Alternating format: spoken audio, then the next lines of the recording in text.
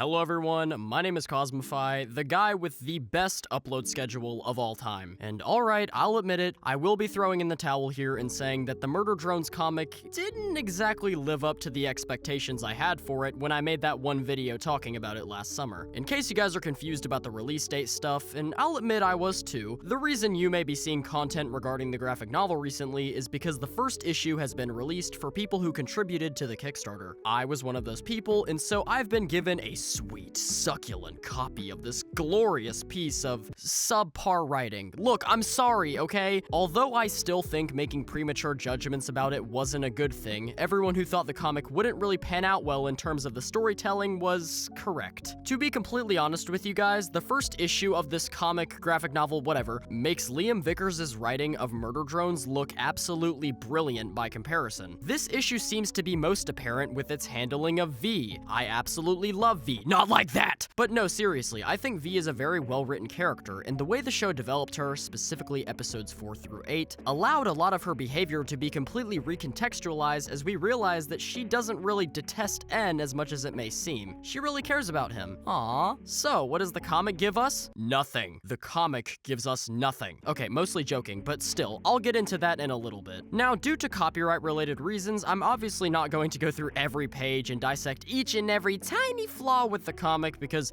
then I'd be giving a 10-minute long dissertation about the fact that they couldn't even be bothered to spell Thad's name correctly. Guess we've got 2 Chads now, because why not? But yeah, especially because this is only the first issue of the comic series as well, I don't want to give it too much scrutiny, so instead I'll be picking out some specific parts of the way this comic has been written and complain. In a logical way, I swear. But anyway, let's get into it. I want to say first and foremost that out of everything I have to give criticism about, the art is not going to be on that list whatsoever. One of the main benefits of this comic is the fact that you get to see the characters drawn and depicted in this amazing art style, which I think looks really cool. Some of the expressions and the way they drew certain scenes was just kind of funny as well. They made this scene even freakier. But yeah, jokes aside, the art here is great, no complaints there. But the first main issue with the comic story-wise is mischaracterization, like I said earlier. The reason I mentioned V earlier, putting aside all of my bias, is because she is the main character that suffers from this problem in my opinion, like I said. However, most of the sins being committed to my favorite character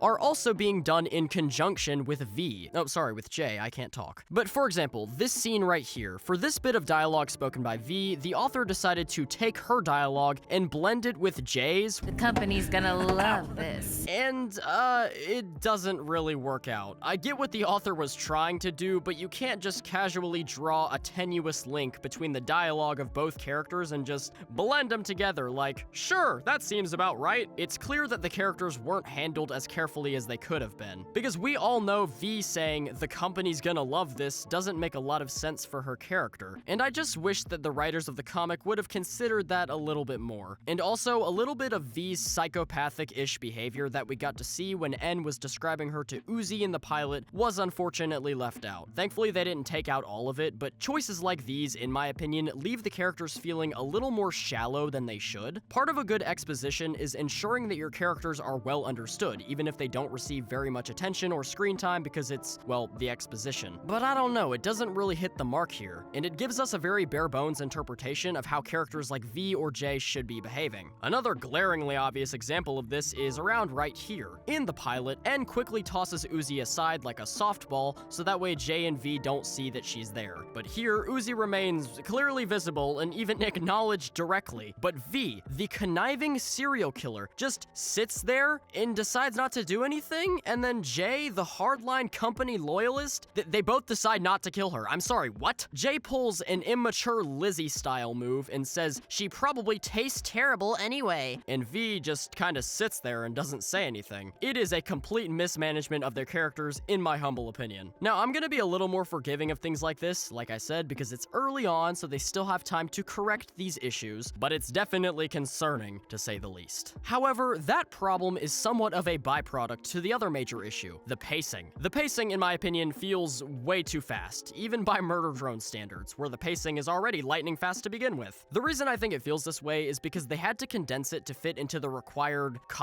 graphic novel format, whatever, and so they ended up leaving out some of the smaller, seemingly less important scenes as a result. Now, the reason I say seemingly is because this creates a problem with you end up taking out scenes that were actually beneficial to reducing the speed at which events are progressing. Oh my god.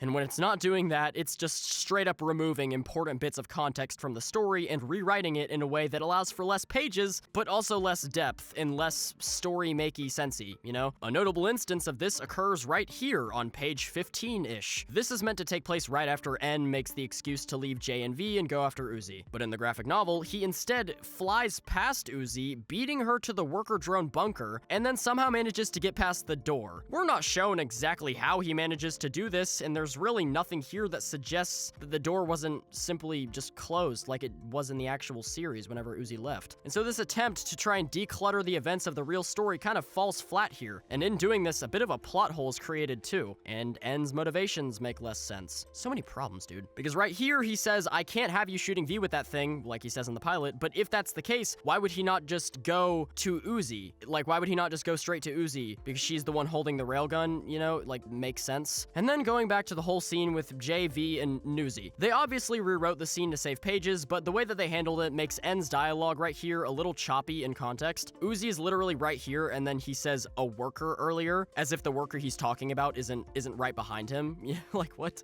This is a circumstance in which you'd want to rewrite the dialogue just a little bit so it makes a little bit more sense, and I'm not gonna sit here crucifying them over choosing not to. Okay, maybe a little bit. It just makes it feel less polished. And also, we don't get to see Uzi spitting on Jay after she railgunned her, which is just so disappointing, guys. I'm absolutely shattered. In all seriousness, though, besides the pacing, there are some simple issues of continuity here and there. Like at the very end, when V isn't being carried away by N like she was in the pilot. Not too big of a deal, but it's a mistake nonetheless. Either way, I'm pretty confident in saying that the first issue was just a bit of a letdown. I genuinely didn't go into this expecting to be disappointed, and I'm still kind of glad we got the graphic novel, but I hope this is a learning experience for the writer of the comics so they can maybe improve going forward, if possible. I've seen some people saying that the novel deserves to be pirated, and I definitely think that's just going a little bit too far, but I can see why some people are mad. I also think there's a little bit of an overreaction going on when they say that it's disrespectful to Liam because he didn't have any involvement, which, yes, he did not write the graphic novel, but I highly doubt Glitch didn't get his blessing or permission to do this. They probably didn't legally have to, but Glitch isn't really a scummy company, although they've made mistakes in the past. And they also got Liam's permission with the music video, so there's no reason to assume they wouldn't do it with this as well, you know? Anyway, TLDR, cool art, the writing could use some work because right now it's being outclassed by Liam's writing, which isn't very ideal. Low-key wish they would have made it into a book instead of,